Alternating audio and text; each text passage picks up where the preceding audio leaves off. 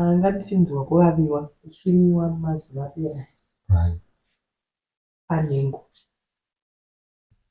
So ndaenda kuchipatara ndobva ndatonzi STI ende vatogona mukakasira mukauya ndarapwa. Saka my question is STI iyi yabva kupi? Yanguva the same way yakangoitika paHIV pipeline. Ukabva wanditi tiri pahealing process ichida kubvunza nezvazvo. Yefukawo timbopora titese. Now question yangu kuti ndakuwana kuti STI tiri pahealing process. Ndikufamba sei? Nditoni confused papa kuti chirwere chisingaitika because vanhu anakambofunda kuti vandichita. I trust you very much. Ndikutona ngezvo zvemweya uchina. Pasataura uchidaro.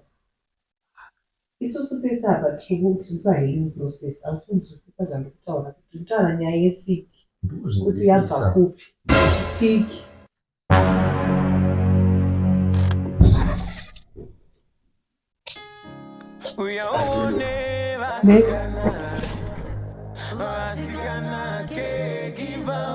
Ndatimbogara itefe ndidauda zvekugara newe.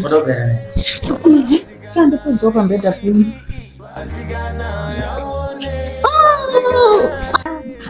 I love you so much. I'm here. Your sister needs to be done with that when do check. Waenda pamusika paunomboswera ari padhini. She's a business woman, auntie. Ari pamusika achiti Vanambobvunzawo muroora wavo. Akungoti hedu sometimes atimbonyamutaura sema-days maonenda. Sometimes tombotaura nezvepersonal but ndi munhu anowanzoavoida ma-personal issues. That's why ndaiti ngatimbomira. Kuvaudza. Waiziva. Because nini chimboavoida kuti. Esha ndikutonhorwa Charles. Sisi vakavasati vacha mapilokesi. Uchatouya uchitowache. Ndowacha sei iwe usingade kundiintroduce.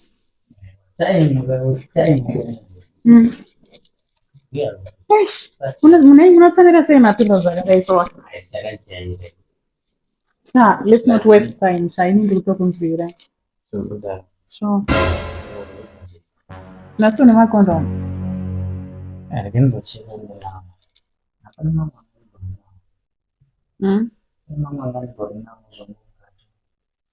But hatinozvati takunomboita tozoonana takuda unozoti kwenda kutoilet chako na matoilet atoshandisa patinogarira pamatoilet sisi paipai unoona kutobatira chirwere pakunoziva kana siki iwe unoona kutobatira ipapo mamwe infections siki chichi mamwe achandaona pamutoilet iwe unoona kutomhanya kutofungwa musoro mako unogopedzera wakutofungwa kuti apa otherwise wamene ndatoita kunzoko ndikaine siki ezi inini kusaidi kwangu inini iwe ndotokutrasa because we are happily married hatina kana problem kana chii saka nini 200% I trust you and iwe futi you should do the same kusaidi kwangu inini ndandogara ndakataura zvizvo kuti tutengositende tutovaka ndokuvakira bedroom rako rinenge rine sutu yako handiti vanongoshandisa wega kuti zvekusiyana namaichamo ava neutsvina ndo mwana anoona kutisa uchapa yekuti vanhu vanopedzera kurwara panapa kuza kuti chiyere pepe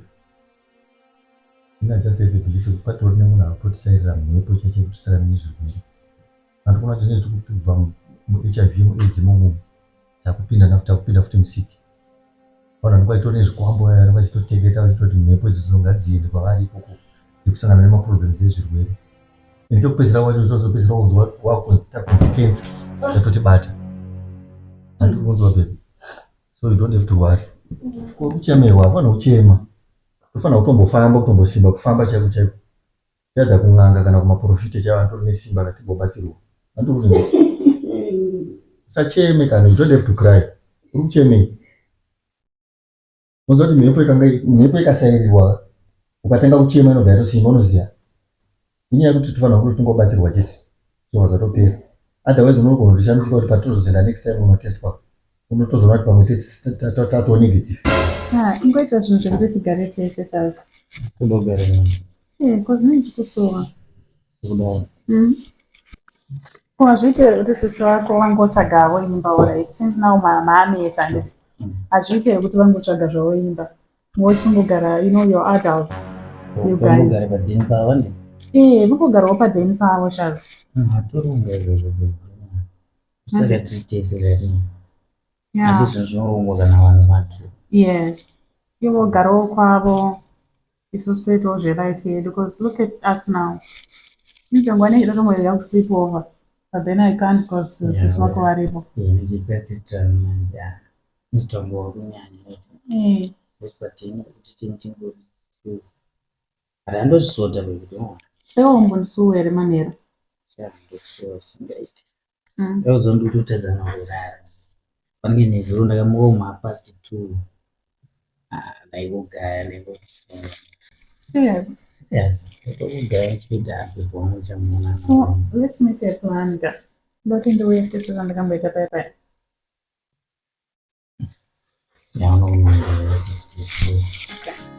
Uyaone vasigana ke kiva vasigana uyaone vasigana. Hello.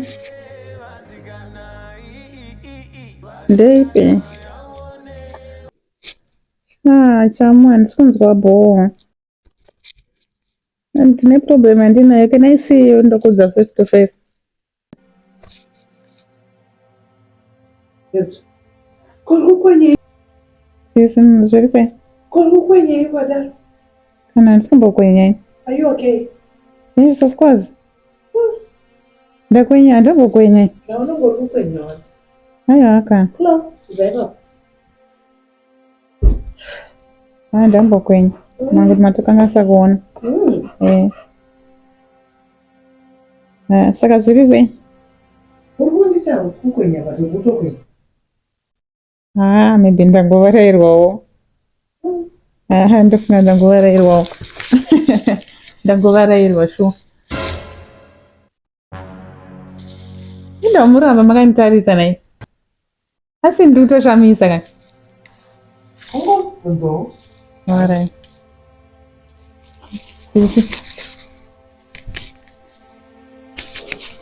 Sisi musachi manzwa. Pane zvandingo experimenta musachi.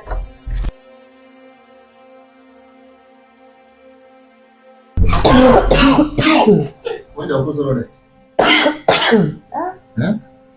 Kama zacho kufamba sele ngokuzhe. Kuri unwa mapiritsi here nayo uramba chibokuzora. Kazole 2 days ndakanganwa. Kana unwa mapiritsi? Very stress busy yaveno. Aja 2 days yete. Kama sele chikosoro chakadaro. Iwe takanzofana kumwa every day on daily basis. Zuva rese rakasikwa naMwari uchimuka make sure kuti same time iyoyo yekunwa mapiritsi ndiyo yatomwa mapiritsi. Idara. Una kukosora manje. Ukanganwa mistake unondiyo chidou. Kunwa here was time umwa pamwe chete. Haina ndipotse manje time ndi mapiritsi.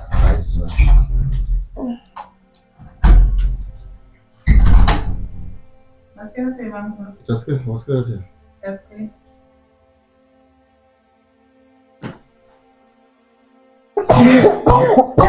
That's fine, sis.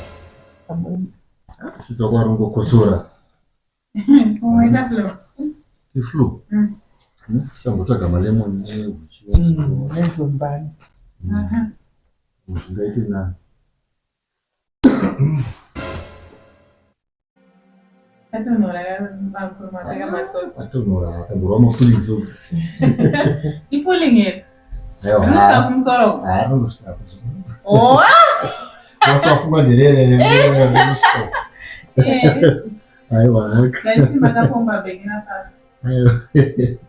Haka. Tingazodarira. Zvizobuda.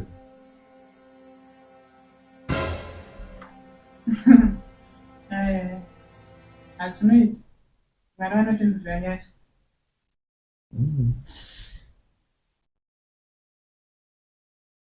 Chanzvirwa nyasha nanyadenga.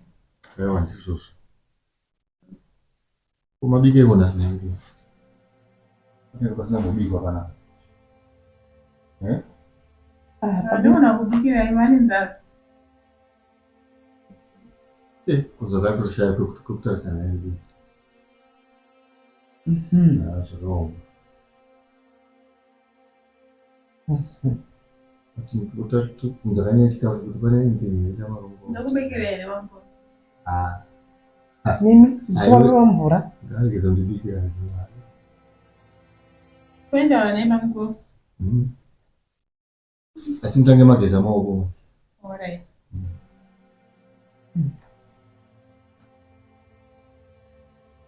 Natuniambia chanja hii.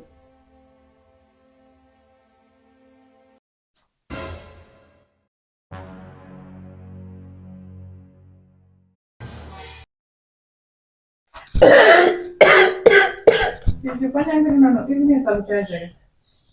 Botora mvura.